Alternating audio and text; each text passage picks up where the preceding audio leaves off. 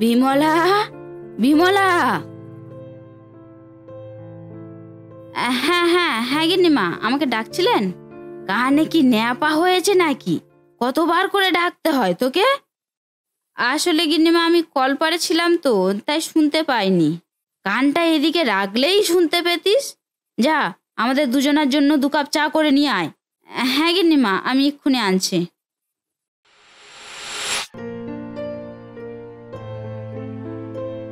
হ্যাঁ গো গিন্নি, আমাদের ছেলে ফোন করেছিল আজকে।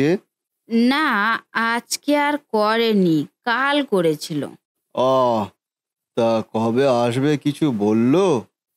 না, বললো এখন দুজনের কাজের চাপ আছে খুব, ছুটি পড়লে আসবে।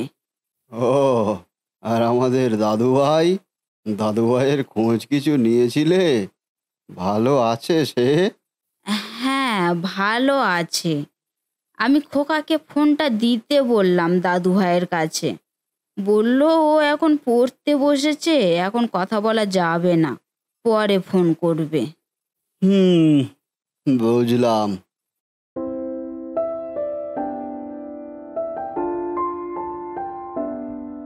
এই নিন গিন্নিমা, আপনাদের চা। বিমলা, তুই চায়ে চিনি দিয়েছিস? হ্যাঁ, অল্প একটু দিয়েছিলাম। অল্প দিয়েছি মানে? তুই জানিস না আমাদের সুগার আছে?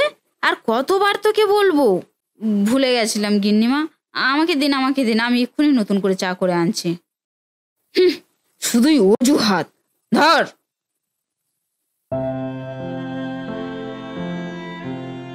কাজের লোকের সাথে এরকম ব্যবহার না করলেই পারতে, একটু ভালো করেই তো বলতে পারতে। ভালো করে? তুমি চেনো এসব ছোট লোকদের? এদেরকে যত প্রশ্রয় দেবে তত এরা মাথায় চড়ে বসবে, একটু সুযোগ পেলেই হয়। কর্তামশাই, গিন্নিমা, উঠে আসুন, আপনাদের ভাত বেড়ে দিয়েছি।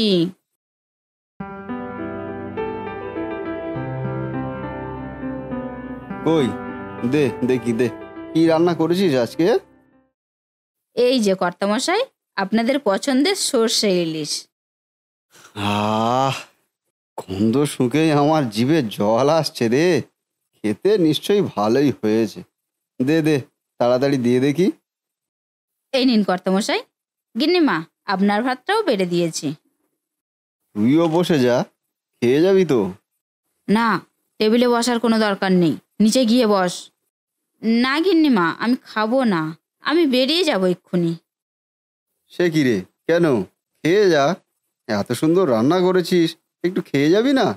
না কর্তামশাই, আমার বাড়িতে একটু কাজ আছে, তাড়াতাড়ি বাড়ি ফিরতে হবে।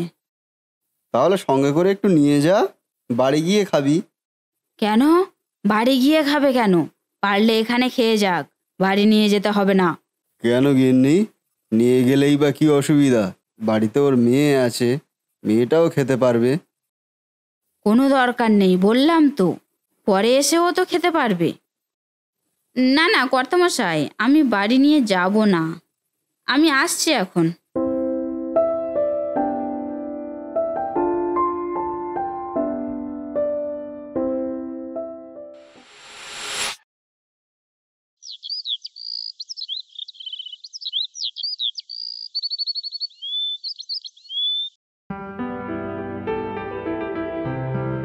কি গো, সারাদিন কি বইয়ের পাতায় মুখ গুঁজে থাকবে? পুজো তো এসে গেল, কিছু ভাবনা চিন্তা করলে? না, কি ভাববো? শোনো কথা, পুজোর কেনাকাটি এখনো কিছু হয়নি, সেটা ভাববে না? ও, কেনাকাটি? হ্যাঁ, কেনাকাটি। ছেলে, বৌমা, নাতি, এদের জন্য পুজোর উপহার পাঠাতে হবে না? সেগুলো আর কবে করবে? পুজো তো আর হাতে গোনা মাত্র কয়েকটা দিন বাকি, কাল বাদে পরশু মহালয়া। ও, তাহলে কালকেই বেরিয়ে পড়ো তোমার ছেলে বৌমাদের জন্য কেনাকাটি করতে। আমি একা যাব? তুমি যাবে না? না, তুমি গেলেই হবে। আমি একা পারবো? দামি দামি শাড়ি জামা নিতে হবে, বৌমা ফোন করে বলে দিয়েছে। বাহ, বৌমা আবার ফোন করে বলেও দিয়েছে? দামি দামি জিনিসপত্র পাঠাতে হবে। তা ওরা তো একদিন পুজোর সময় এসে নিয়ে যেতে হতে পারে। না, কলকাতায় সব বড় বড় ঠাকুর ওঠে, ভালো ভালো প্যান্ডেল, ওসব ছেড়ে নাতি নাকি গ্রামের বাড়িতে আসতে চাইছে না। ওসব অজুহাত গগিন্নি, অজুহাত। সে যাই হোক, গ্রামের বাড়িতে এসেই বা কি করবে? এখানে কি কোনো ভালো ঠাকুর ওঠে নাকি? ওখানে দেখতে চাইছে, দেখুক না। হুম।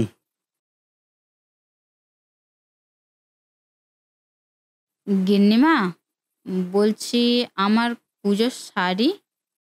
ও, তোর আবার শাড়ি লাগবে?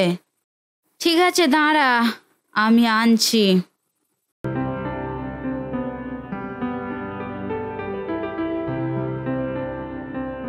এগুলো তো তোমার অনেক পুরনো শাড়ি, এগুলো দিচ্ছ কেন ওকে? পুরানোদা কি হয়েছে? এগুলো এখনো ছিঁড়েছে নাকি? দিব্যি সব ভালো আছে। নে ধর, পুজোতে এগুলোই পরবি। ঠিক আছে গিন্নিমা। তোমার পুরনো শাড়িগুলো না দিলে তো পারতে। ছেলে বৌমাদের জন্য এত দামি দামি জিনিসপত্র কেনা হচ্ছে, তার সাথে কয়েকটা টাকা দিয়ে নতুন শাড়ি কিনে দিলেই তো হয়ে যেত। শেষ পর্যন্ত বিমলাই তো আমাদের একমাত্র সম্বল। হুম, ও কেন আমাদের সম্বল হতে যাবে? আমাদের কি কিছু নেই নাকি? ও টাকা পায় তাই কাজ করে, এমনি এমনি তো আর কাজ করে না। হুম, জানি ও টাকার জন্য কাজ করে, কিন্তু সারাদিন ও আমাদের সাথে থাকে, আমাদের সঙ্গও দেয়, আর এটাই তো আমাদের জন্য এখন খুবই দরকার। তুমি থামো তো, ওকে তুমি চেনো না। ওর পেয়ে পেয়ে খুব লোভ হয়ে গেছে। একটা কাজের মেয়ের কিসের আবার ভালো জামা কাপড় শুনি? তুমি চুপ করো, আমার ওপর কথা বলবে না।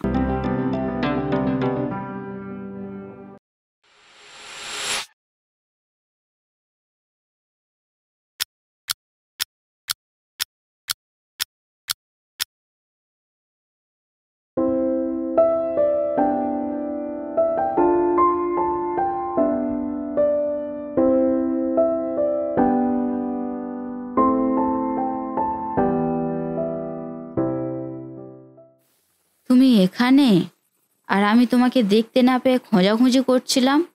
খোঁজাখুঁজি করার তো কোনো দরকারই নেই। আজ যে মহালয়া, সেটা কি তুমি ভুলে গেলে? হুম, ভুলেই গেছিলাম। আসলে পুরানো দিনের মতন তো আর এখন মহালয়ার দিনগুলো পাই না, তাই এ দিনটির কথা আর মাথায় থাকে না। তা ঠিক বলেছ। আগে মহালয়ার দিন কত আনন্দ করতাম, যখন আমাদের বাবু ছোট ছিল। প্রতি বছর মহালয়ার আগের দিন পাগলামি করত, 100 বার করে আমাকে বলতো, বাবা আমাকে ভোরবেলা ডেকে দেবে কিন্তু 4টের আগে, তোমার মনে থাকবে তো? রেডিও ঠিক করেছো তো? কালকে কোনো সমস্যা হবে না তো? আর তারপর যখন ভোরবেলা ডাকবো, তখন আর উঠতেই চাইবে না। তারপর মহালয়া যখন শেষ হয়ে আসবে, তখন তড়ি ঘড়ি করে উঠে বসবে, বলবে, মা আমাকে আগে ডেকে দাওনি কেন? মহালয়া তো শেষের পথে, এখন কি হবে? আমাদের বাবুটা এমনই ছিল। হ্যাঁ, তোমার মনে পড়ে মহালয়ার দিন আমরা তিনজনে একসঙ্গে মিলে গঙ্গা স্নানে যেতাম? কত আনন্দ করতাম তখন আমরা, তাই না? আচ্ছা, আমাদের বাবু এখন মহালয়া দেখে, আগেকার দিনগুলো মনে পড়ে তার? বা হয়তো ও এখন ওর ছেলেকে নিয়েই বেশি ব্যস্ত থাকে। অবশ্য ওরা এখন আর রেডিওতে মহালয়া শোনে না, টিভিতে দেখে। এখন হয়তো ওরা তিনজনে একসাথে মিলে মহালয়া দেখছে। আচ্ছা, এমনটা কি হতে পারতো না যেখানে আমরা সবাই মিলে একসঙ্গে মহালয়া দেখছি? আমি, তুমি, আমাদের বাবু, বৌমা, দাদু ভাই, কত আনন্দ করছি আমরা সব। হুম, এমন দিন আর হয়তো আমাদের জীবনে কখনোই আসবে না। হ্যাঁ। গিন্নি, গিন্নি, কি কি কি হলো তোমার? তোমার শরীর খারাপ লাগছে? একটু জল খাবে? বিমলা, বিমলা, শিগগিরই শিগগিরই এক গ্লাস জল নিয়ে আয়। আয় তাড়াতাড়ি আয়। গিন্নিমা, গিন্নিমা, কি হয়েছে আপনার? এই নিন, এই নিন, জল খান, জল খান।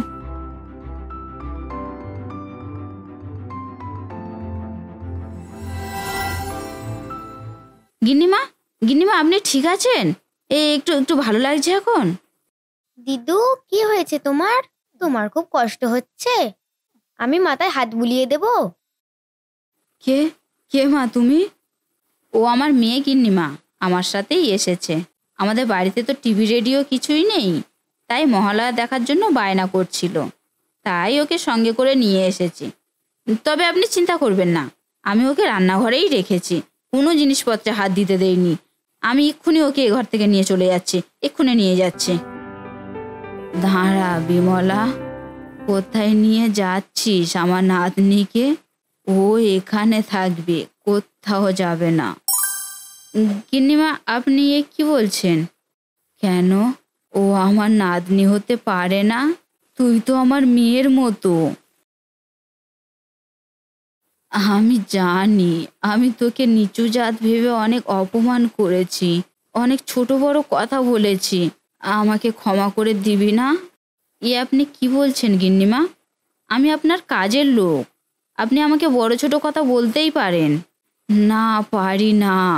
টাকা দিয়ে রেখেছি বলেই যে শুধু তাকে বড় ছোট কথা বলা যায় এমনটা ঠিক নয়। এটা ভগবান আজকে আমাকে চোখে আঙুল দিয়ে দেখিয়ে দিয়েছে। আজকে আমার সব আছে, সময়, সম্পত্তি, ছেলে, বৌমা, নাতি, অথচ দেখ, বিপদের সময় কেউ পাশে এসে দাঁড়ায়নি, শুধু তুই ছাড়া। এটা আমার কর্তব্য গিন্নিমা, এরকম ভাবে বলবেন না। তোকে একটা অনুরোধ করব বিমলা, আমার কথা রাখবি? হ্যাঁ গিন্নিমা, বলুন। এই বুড়ো বাপ মাকে ছেড়ে কোথাও যাস না তুই, আমি তোর কাছে হাত জোড় করছি বিমলা। তুই আমার নাতনি জামাইকে নিয়ে এ বাড়িতে থেকে যা, আমাদের ছেড়ে কোথাও যাস না। তা কি করে হয় গিন্নিমা? আমি যেমন আপনাদের বাড়িতে কাজ করি তেমনই করব, আপনাদের সারা জীবন দেখাশোনা করব, কিন্তু দয়া করে আমাকে এ বাড়িতে থাকতে বলবেন না গিন্নিমা। কেন বিমলা, এ বাড়িতে থাকতে তোর অসুবিধা কোথায়? অসুবিধা আছে কর্তামশাই, এ বাড়িতে শুধুমাত্র আপনার ছেলে বৌমার অধিকার আছে। আমি কিছুতেই এ বাড়িতে থাকতে পারবো না, আমাকে ক্ষমা করে দেবেন। কিন্তু আমরাই তো তোকে অধিকার দিচ্ছি পুরোপুরিভাবে এ বাড়িতে থাকার। না গিন্নিমা, আমি পারবো না। আপনি চাইলে আমি সারা জীবন আপনাদের দেখাশোনা করে যেতে পারি, কিন্তু পুরোপুরিভাবে এ বাড়ি আমি দখল করতে পারবো না, আমাকে ক্ষমা করে দেবেন। বেশ, তাই হবে। তবে আমি কিন্তু আমার নাতনিকে কিছু দিতে চাই, আর এতে তুই না করতে পারবি না। আজ থেকে ওর সম্পূর্ণ দায় দায়িত্ব আমাদের। ওর পড়াশুনোর খরচ থেকে শুরু করে বিয়ে দেওয়া পর্যন্ত সমস্ত দায়িত্বভার আমার। কি দিদিভাই, থাকবে তো আমাদের সাথে? হ্যাঁ দাদু, আমি থাকবো তোমাদের সাথে। দিদার কাছে গল্প শুনবো, কি মজা হবে। শুধু মজা হবে না, প্রয়োজনে বকুনিও খাবে, মনে রাখবে কিন্তু।